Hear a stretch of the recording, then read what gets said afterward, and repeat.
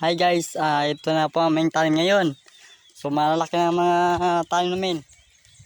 Yan. So shoutout ka pala sa aking kuya dyan na nagsabong.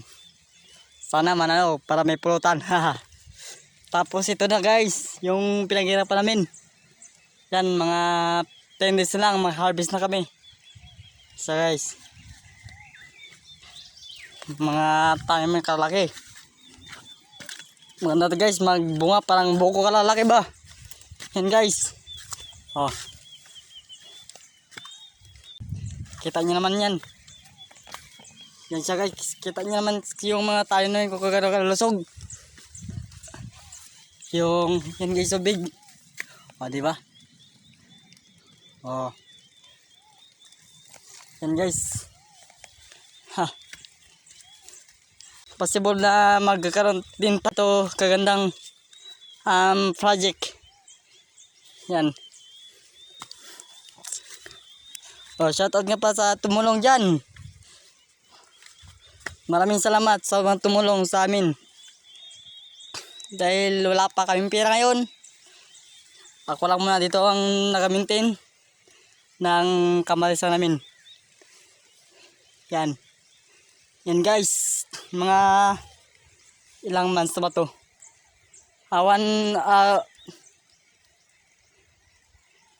Almost 3 months pa lang to guys, pero kita niyo mga kalusog guys. O diba? Tapos pang pilipita guys ng medyo may mga bunga na, malaki bunga guys. Ayun, may nakita tayo guys. Lang ito, big guys, big. Oh, di ba? Kalaki guys. Yan siya guys. Shoutout kay Pare Badok. Kay Pare Badok tsaka kay Mare P. Tapos sa pinakamasipag na nanay namin.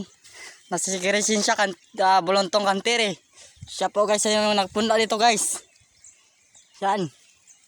Maraming salamat sa inyo dahil nagsustain yung ating mga pinaghirapan. Nagsimula kami guys sa wala, magtatapos kami sa mayroon.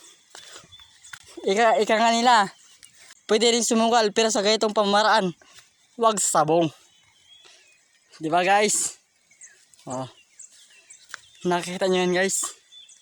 Yan sila guys. Oh, diba? Doon tayo guys sa pangalawang gawin nyo na ba to.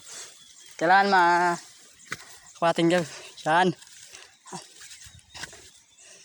Oh, diba guys? Ganyan guys. Mindset ba mindset?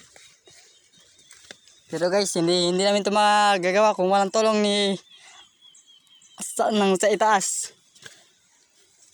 Yan, mga August. Harvest na kami guys. Yan. O, diba? Doon tayo guys. Taas. Nakataas. O, diba guys? Ha. Yan naman guys, yung pinaghirapan namin ni Kuya. Nagsimula kami sa 500 ka puno. And then, ngayong cropping, nag-boom kami. Nagtanim kami ng almost 5,000. 5,000 ka puno guys. Kasi yung isang linya nito, ito nag-accommodate ito ng 100 plus. Yan. 100 plus ka puno. Yan. So, maghahanap tayo ng mas sample data ng aming project. Yan guys. Diba? Pag may tiyaga ka guys, siyempre may nilaga ka. Hindi pwede puro ka ng laga, wala kang kakainin. Puro ka ng tiyaga, wala kang nilaga. Hindi pwede yun. Kailangan pag may sarili kang lalagain. Pag magtanim ka, may bubunutin ka. Sa oras sa kagibitan. O guys. Pati na rin kay Auntie Loncia Miraflores. Maraming salamat po sa mga tumulong dyan. Kay Rocky Miraflores. At saka kay Flor Miraflores. Salamat. At sa mga kapatid ko rin na walang sawang sumuporta dyan sa tanim ng simula sa pagtanim ng nito na ating project. Maraming salamat talaga sa inyo guys, mga kapatid ko. Kung wala kayo, siguro wala rin tong ganito kagandang project na makikita natin. So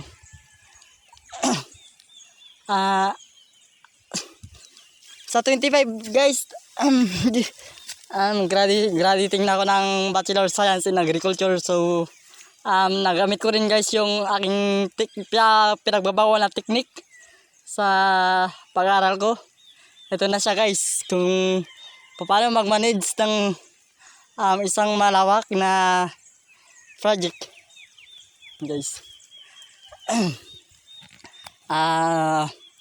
Kung hindi dahil sa mga teacher ko na magagaling tumuro, siguro hindi rin siguro ako makagagraduate, di ba? Maraming salamat sa inyong lahat, especially sa simula elementary ako hanggang naging high school, hanggang naging college.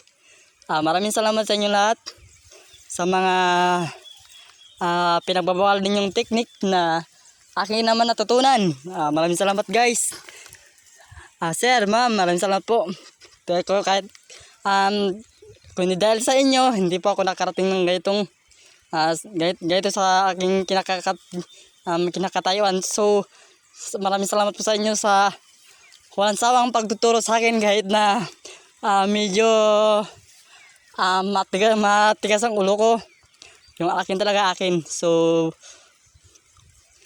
maraming salamat sa inyo, especially sa teacher namin nung elementary, tapos high school, and then hanggang sa nag-college ako guys. So wala akong lahat ng inuutos nila sinusunod ko naman.